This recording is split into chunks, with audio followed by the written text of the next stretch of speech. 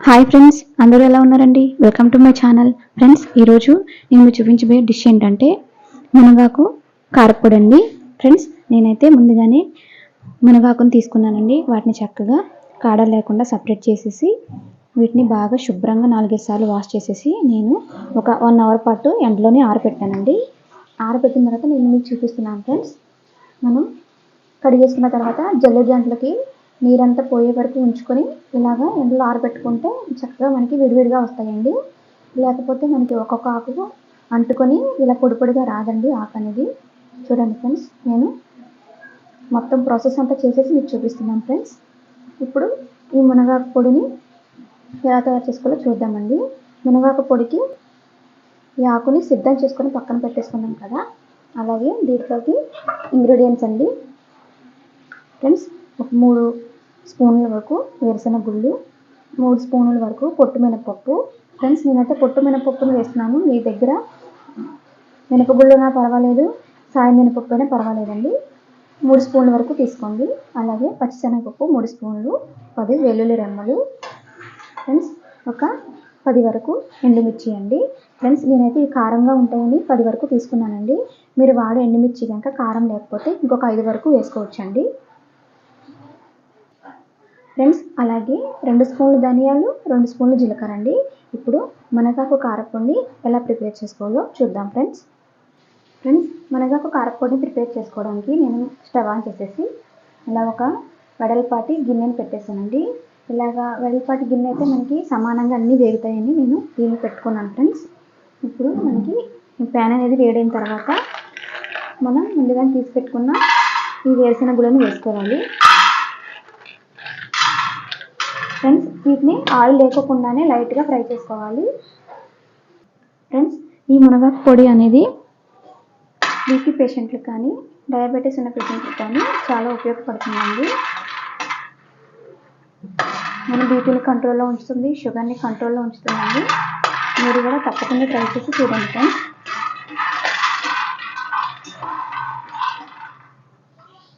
Friends, ఈ మునగాకుని ఇలా పొడిలా కాకుండా మనం పప్పులో కూడా వేసుకోవచ్చండి, ఫ్రై కూడా చేసుకోవచ్చు. ఫ్రెండ్స్, ఈ మునగాకు పొడిని మన ఒంట్లో ఉన్న రక్తాన్ని శుద్ధి చేయడానికి కూడా ఔషధంలా పనిచేస్తుందండి. దీనిలో చాలా పోషక విలువలు ఉంటాయండి. మీరు కూడా రెగ్యులర్గా వెజిటేబుల్సే కాకుండా ఇలాంటివి కూడా ఒకసారి ట్రై చేస్తూ ఉండండి ఫ్రెండ్స్. ఫ్రెండ్స్, చూడండి, వేరుశెనగ గుళ్ళు బాగా వేగిపోయాయండి. వీటిని ప్లేట్లో తీసేసుకోవాలి. ఫ్రెండ్స్, ఇప్పుడు దీంట్లోకి 1 స్పూన్ వరకు ఆయిల్ వేసుకోవాలి.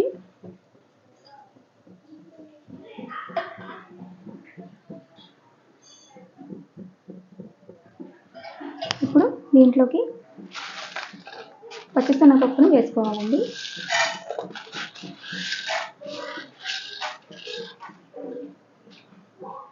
ఫ్రెండ్స్, పచ్చిశనగపప్పు వేగిపోయిందండి. ఇప్పుడు పొట్టు మినపప్పు కూడా వేసేసుకోవాలి. ఫ్రెండ్స్, ఇది కూడా మనకి కొంచెం బాగా ఫ్రై అవ్వాలి.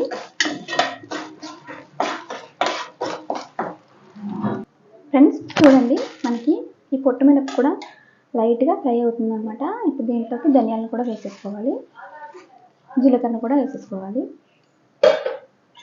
ఫ్రెండ్స్, మనం ఈ విధంగా వీటిని సిమ్లో పెట్టుకొని ఫ్రై చేసుకోవాలండి. లేకపోతే మంట పద్ధతి పెట్టుకున్న పప్పులన్నీ మాడిపోయి మనకి పొడి అనేది టేస్ట్ ఉండదండి.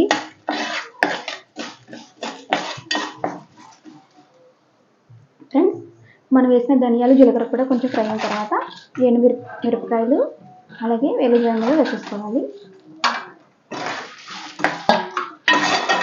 ఫ్రెండ్స్, మిరపకాయలు మరి వేగాల్సిన పని లేదండి. మనకి 2 మినిట్స్ అలా వేగితే సరిపోతాయి, లేకపోతే మాడి వాసన వచ్చేస్తుందండి, మాడిపోతాయి. ఫ్రెండ్స్, చూడండి, ఎండుమిర్చి కూడా కొంచెం వేగిన తర్వాత చింతపండు, చిన్న సైజు ఉసిరికాయ చింతపండునండి ఇలాగా విడదీసేసుకొని పీస్ ఏమైనా ఉంటే తీసేసుకొని ఇందులో వేసేసుకొని వీటితో పాటు దీన్ని కూడా ఈ విధంగా కొంచెం ఫ్రై చేసుకోవాలి. ఇది వేడవడం వల్ల ఏంటంటే మనకి పొడి అనేది ఎక్కువ రోజు నిల్వ ఉంటుందండి. చూడండి ఫ్రెండ్స్, ఈ విధంగా ఇప్పుడు స్టవ్ ఆఫ్ చేసేసుకుందాం. వీటిని ఒక ప్లేట్లోకి వేసేసుకోవాలి. ఫ్రెండ్స్ చూడండి, ఇప్పుడు మళ్ళీ అదే ప్యాన్ స్టవ్ మీద పెట్టేసి స్టవ్ ఆన్ చేసేసాను. ఇప్పుడు దీంట్లోకి ఒక అర స్పూన్ వరకు ఆయిల్ వేసుకోవాలండి, ఎక్కువ అవసరం లేదు. దీంట్లోకి మనం ముందుగానే ఎండబెట్టి పెట్టుకున్న ఈ మునగాకుని వేసేసుకోవాలి. ఫ్రెండ్స్ మునగాకు మనకి బాగా ఫ్రై అయిపోవాలండి.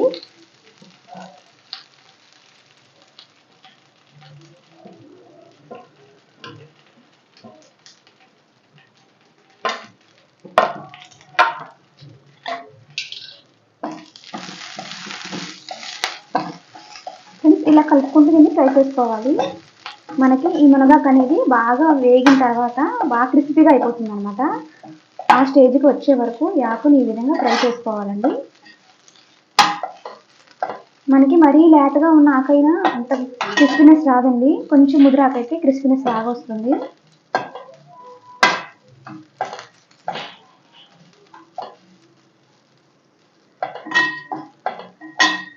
ఇలా ఫ్రై చేసుకుంటూనే ఉండాలండి. ఫ్రెండ్స్ చూడండి, ఆకు అనేది మనకి ఈ విధంగా బాగా దగ్గర పడిపోయి క్రిస్పీనెస్ వచ్చేసిందండి. ఇప్పుడు స్టవ్ ఆఫ్ చేసేసుకొని ఫ్రెండ్స్ దీన్ని బాగా చల్లారనివ్వాలండి. చల్లారిన తర్వాత మనం ముందుగా ఫ్రై చేసుకున్న ఈ పప్పులు ఎండుమిర్చి మిశ్రమంలోని దీన్ని కూడా యాడ్ చేసేసుకొని మిక్సీ పట్టుకోవాలి. ఫ్రెండ్స్ మిక్సీ వేసేటప్పుడు చూపిస్తాను. ఫ్రెండ్స్ చూడండి, ఈ పప్పులు ఎండుమిర్చి మిశ్రమాన్ని మిక్సీ జార్లో వేసేసుకున్నాను. అలాగే మునగాకు చల్లారిపోయిందండి, చూడండి క్రిస్పీగా ఉంది. ఇది కూడా ఇందులోకి వేసేసుకోవాలి. ఫ్రెండ్స్ ఇప్పుడు దీంట్లోకి ఒక అర స్పూన్ దాకా కల్లుప్పుని వేసుకోవాలి. అలాగే ఒక అర స్పూను పసుపుని వేసుకోవాలి. ఫ్రెండ్స్ మూత వేసేసుకొని మిక్సీ పట్టుకోవాలి. ఫ్రెండ్స్ చూడండి, మిక్సీ వేసుకున్న తర్వాత ఈ విధంగా మునగాకు పొడి రెడీ అయిపోయింది. నేను చేసిన మునగాకు పొడి కనుక మీకు నచ్చినట్లయితే మా ఛానల్ లైక్ చేయండి, షేర్ చేయండి, సబ్స్క్రైబ్ చేసుకోండి. Thank you friends.